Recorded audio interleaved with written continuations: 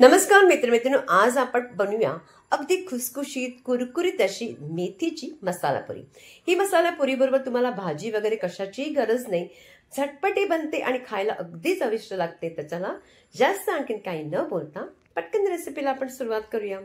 सगळ्यात अगोदर काय करायचं, मेथी वगैरे घ्यायची, स्वच्छ धुवून घ्यायची आणि त्यांना अगदी कपड्यावर वाळत घालायचं। आता इथे तोपर्यंत आपण एका भांड्यामध्ये अर्धी वाटी घ्यायचा रवा। रवा कोणताही घ्या, जाडा बारीक असं काही नाहीये। थोडंसं पाणी अगोदर घालायचं आणि त्याला अगोदर मिक्स करून घ्यायचं, कारण पटकन पाणी घातलं तर पातळी होऊ शकतं, म्हणून जरासं पाणी घालून याला आपण मिक्स करायचं।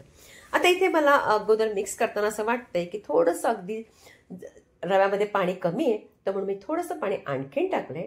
पुन्हा त्याला मिक्स करायचं, कारण का आपण पाण्याच्या ह्याच्यामध्ये प्रमाण यासाठी घालतोय, रवा आपला चांगला फुलला गेला पाहिजे। आता बघा छान असं आपण पाणी व्यवस्थित झालंय, याला बाजूला ठेवलंय। एका भांड्यामध्ये आपण 2 वाटी घ्यायचं गव्हाचं पीठ, त्याचबरोबर इथे घालायचं आपण अर्धी वाटी असं बेसन। ज्या वाटीने तुम्ही गव्हाचं पीठ घ्याल त्याच वाटीने आपण बेसन घ्यायचं। अर्धी वाटी आपण इथे घातल्यानंतर त्याच वाटीने मी घेतलंय मेथी। मेथी स्वच्छ अगदी कापून आपण धुवून घेतली होती, तर इथे बारीक चिरून घ्यायची आणि ती घालायची। धडेपूड घालायची, त्याचबरोबर इथे घालायचे लाल तिखट। लाल तिखट तुम्ही कोणतंही घ्या, जर तिखट जास्त हवं असेल तर जास्त प्रमाणात घेऊ शकता। त्याचबरोबर घ्यायचं आपण इथे हळद घ्यायची।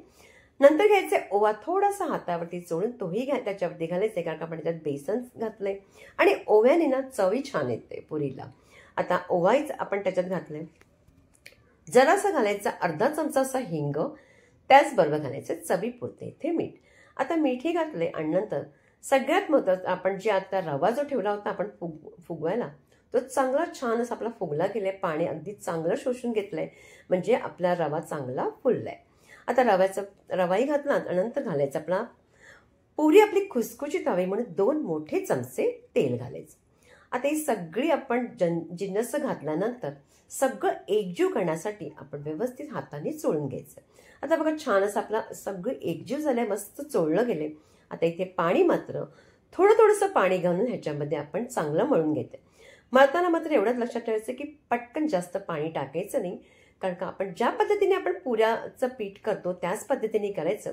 जे आपण जास्त घट्टही नाही आणि जास्त पातळही नाही।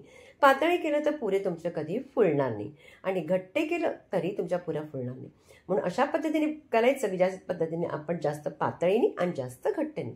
फक्त 5 मिनिटं त्याला आपण बाजूला ठेवायचे, जास्त वेळ ठेवायची गरज नाही, नाहीतर ते पीठ जास्त अगदी फुगेल। आता हे बघा 5च मिनिटं झाले आणि आता आपण या पिठाचा अर्धा गोळा असा आपण याच्यामध्ये घ्यायचा आणि घेतल्यानंतर जितक्या तुम्हाला म्हणजे पुऱ्या करायच्या असतील, लहान मोठे आकार द्यायचे असतील, त्या पद्धतीने आपण गोळे करून घ्यायचे। आता हे चांगलं अगोदर एखादा रोल करून अशा पद्धतीने गोळे करून घेणार। मसाला पुरी बनवताना आपल्याला जास्त काही बघा, जर आपलं जर पिठाचं प्रमाण बरोबर असेल ना, तर पुऱ्या कुठेही आपला कधी न फुलता राहत नाही, अगदी छान फुलल्या जातात। आता इथे बघा मी बरेचसे गोळे करून घेतलेत आणि पोळपाटावर लाटायला सुरुवात करूया।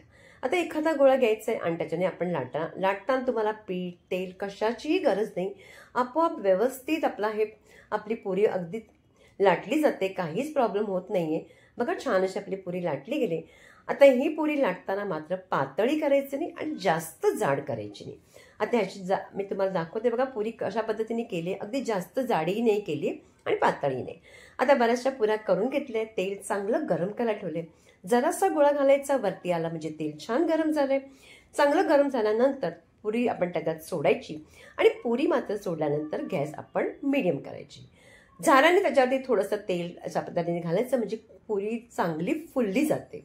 आणि तुम्हाला वाटतं की ती फुलत नाही, तर थोडंसं झाऱ्याने त्याला दाब देत देत अशा पद्धतीने फुलवायचं। बघा छान अशी आपली मस्त पुरी फुलली गेली आणि जेव्हा अशी पुरी फुलते आणि आपण तेल त्याच्या बाजूने काढत असतो, त्याच वेळी दुसरी पुरी त्याच्यामध्ये सोडायची।